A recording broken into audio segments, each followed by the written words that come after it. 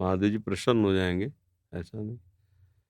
जैसे भगवान श्री राम कहते, शिवद्रोही मम दास कहावा, सो नर मोहि सपने नहीं पावा भावा। अगर कोई भगवान शंकर की निंदा करे, हरि की उपासना करे, तो प्रभु हरि को अच्छा नहीं लगता। ऐसे कोई शंकर जी की उपासना करे और हरि की अवहेलना करे, तो काकभूषुंड चरित्र पढ़ के देख लीजिए। शंकर जी ने ही श्राप दे दिया, उन्हीं का मंत्र जप रहे थे, उन्हीं के मंदिर में थे। नीच गुरुदेव पधारे और तू खड़ा नहीं हुआ, जा 10,000 योन अजगर की प्राप्त कर। भगवान शंकर ने दंड दे दिया। तो भगवान शंकर और भगवान श्री हरि ये परस्पर कहने को दो हैं, एक ही हैं। तो अगर हम राम कृष्ण हरि नाम सुनाते हैं या राधे श्याम नाम सुनाते हैं, तो इससे भगवान बहुत जल्दी प्रसन्न हो जाएंगे। जैसे उदाहरण भी तो होना चाहिए ना, कि ऐसे कैसे आप कह रहे हैं। मार्कंडेय जी भगवान श्री हरि की आराधना कर रहे थे, हरि ध्यान, हरि चिंतन, हरि भजन में मग्न थे। महादेव जी अम्बा सहित नंदिकेश्वर में सवार होकर के वहां नजदीक, अब इतने ध्यानस्थ थे कि उन्होंने आंख ही नहीं खोला। फिर महादेव जी ने अंदर का उनका ध्यान बदला और अंदर पहुंचे महादेव जी अम्बा सहित। तो क्योंकि जो ध्यान हो रहा था वो हटा, दूसरा ध्यान आया ना, आंख खोला, सामने देखा, जो ध्यान में थे वही सामने खड़े।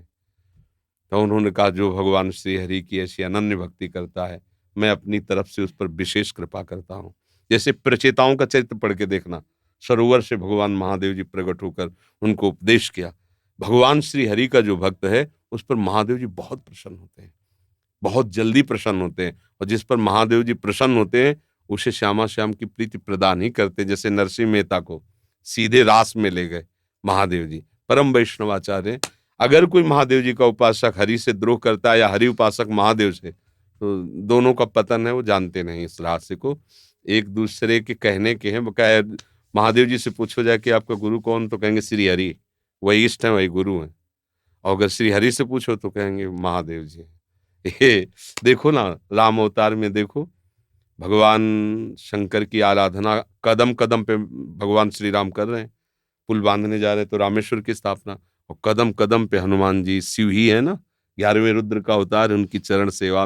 वो उनको इष्ट गुरु मानते, वो उनको इष्ट गुरु मानते, मतलब दोनों एक ही है। और ये जो परस्पर शैव वैष्णव झगड़ा है, ये अज्ञान है, ये जानते ही नहीं। देखो कितने बड़े वैष्णवाचार्य होकर चरणामृत हरि का धारण करते हैं।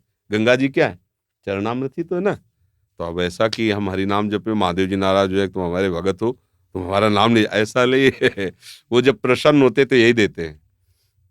आप क्या आराधना करें वो आप जाने, पर हमारा जीवन तो उन्हीं के चरणारविंद में अनन्य था।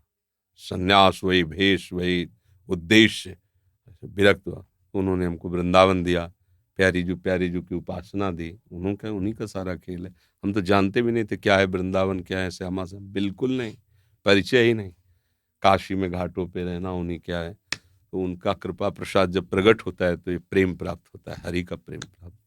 सभा में अयोध्या में सबको बैठाल करके भगवान श्री राम ऐसे कह रहे हैं कि मैं राजा हूं इसलिए बोल रहा हूं, ऐसी बात नहीं। और एक गुपुत मत, सबई कहो कर जोर, शंकर भजन बिना नर भगति न पावे। कह रहे, हे अयोध्यावासियों, मैं राजा होकर ऐसा नहीं, मैं बिल्कुल दैन्यता से कह रहा हूं, हाथ जोड़ के कह रहा हूं, और ये गुप्त बात है मेरी। कोई भगवान शंकर का द्रोह करे तो कभी मुझे सुहा नहीं सकता, कभी नहीं। शिवद्रोही मम दास कहावा, सो नर मोहि सपने नहीं भावा। भगवान शिव की कृपा से ही मेरी प्रेम लक्षण भक्ति उदय होती। और एक गुपुत मत, सवै कहो कर जोर, शंकर भजन बिना नर भगति न पावे।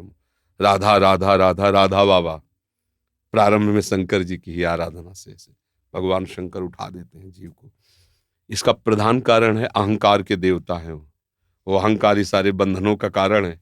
महादेव जी अहंकार मिटा देते हैं, दैन्यता। और भगवान श्री हरि के चरणों में दैन्यता का ही आदर होता है। यही दरबार दीन को आदर, रीत सदा चले आए।